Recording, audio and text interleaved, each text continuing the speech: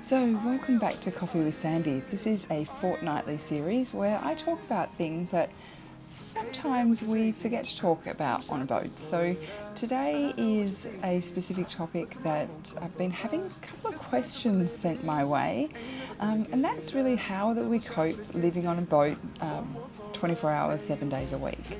So let's dive deeper into that, and so go grab yourself a cup of coffee, or if it's a little bit later, a cheeky glass of wine, and get comfy and let's have a little chat. So what's it really like living on a boat 24 hours a day, 7 days a week in such a small confined space? Well, let's explore that today, and let me share with you some of the tactics that Scott and I have come up with over the last few years of living aboard together. So our boat is not only our home, but it's our office, it's our transport, and there's really nowhere to hide on the boat. So as I speak to you today, Scotty's probably 4 meters away. We don't have a lot of personal space on a boat, but it's about how we create that personal space. So for those of you who don't know, our relationship moved fairly fast. So May 2021 we met just at the end of COVID. We moved in together that December. We got married October 2022, sold up everything and moved onto our boat in March 2023. So pretty quick. We're both in our 50s and we second marriages, and we knew that we wanted to be together, and we knew we wanted to do something different. And so we decided that travelling up the east coast of Australia on a sailboat would be a really good idea. What we didn't realise is that we'd love it so much that we wouldn't want to stop. So we've had to put a few things in place to make sure that life on board is a little bit more comfortable, and maybe to remove some of those points of angst. So these rules really keep us sane and make sure that we do things that really make our lives a little bit easier on the boat. So consideration for the other person really matters. So when we're dealing with each other, we have to consider what their thoughts and feelings are. So for me, I'm a pretty neat and tidy person nowadays. I wasn't early in my life, but I have developed that. And I think that was developed because when you are living in a small space, a small mess can become a big mess really quickly. So everything on the boat has its place. We regularly go through things and reorganise, or even take things off the boat, because what we have is the things that mean the most to us on this vessel. So we have the things that either from a safety perspective will save our lives, or just things that remind us of home, but they have to be really special to us. So one of the considerations is, if we put something down, we put it back where it belongs, and we clean up after each other, and we make sure that we consider the other person. So one of the things that happens in our house is that, I'll do all the cooking, but Scott loves to do the dishes. So we are a team on board, and that's really considerate. It just means that we have both that level of commitment to keeping the boat clean and tidy. We also know that we need personal space. So rule number 2 is letting the other person have personal space. So, if we need a bit of space, we do have a couple of bedrooms, as you've seen on some of the other videos. But it's okay for us to say, look, I'm just going to go and have a little lay down in the, in our room. Because sometimes you do just need that break. And it's not because it's a break from the other person, but sometimes we just do need our own space. And that's okay.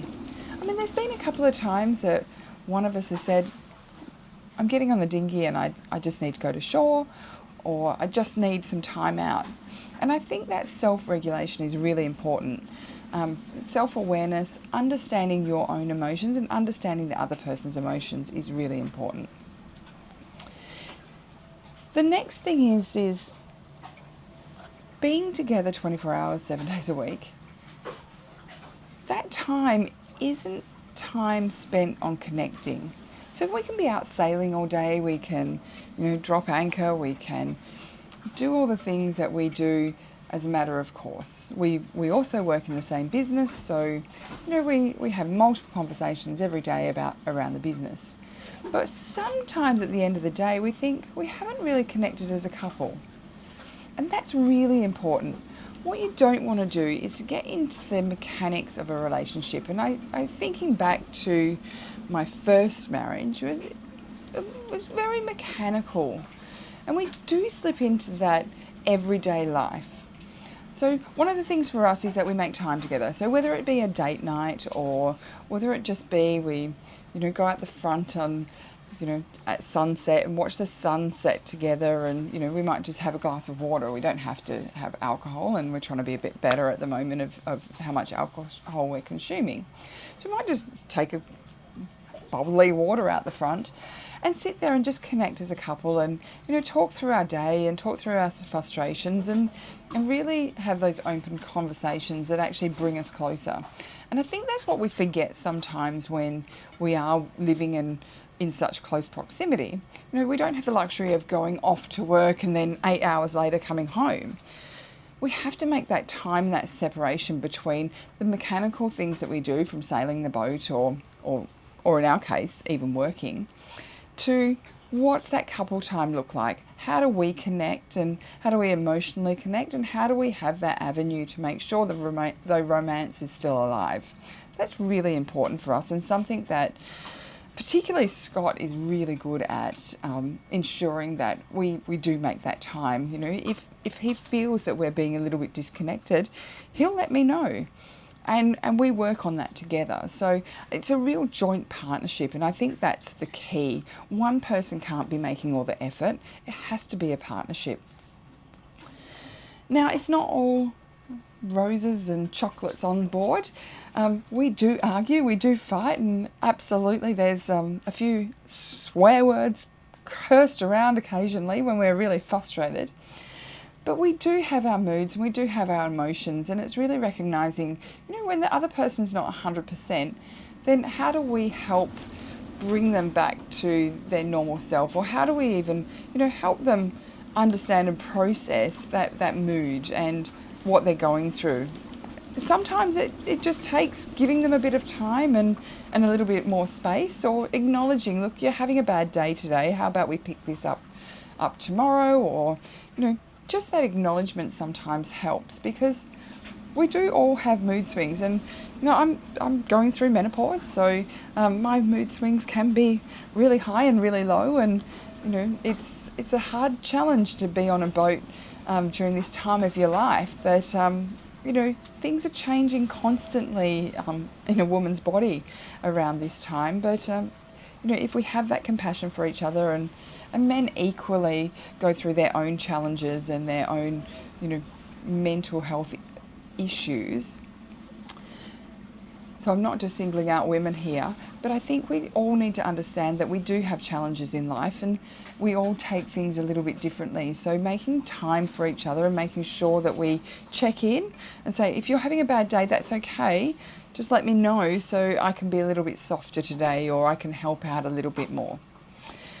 So what boat life has really taught me, in a nutshell, is that closeness isn't about that physical distance. It's not about being with each other 24 hours a day. And what it is about is making that time for each other, recognising each other has emotions and feelings, and, we can get angry, and understanding, how we battle things out and how we recover from that, and our commitment. When we wake up every morning, we commit to each other.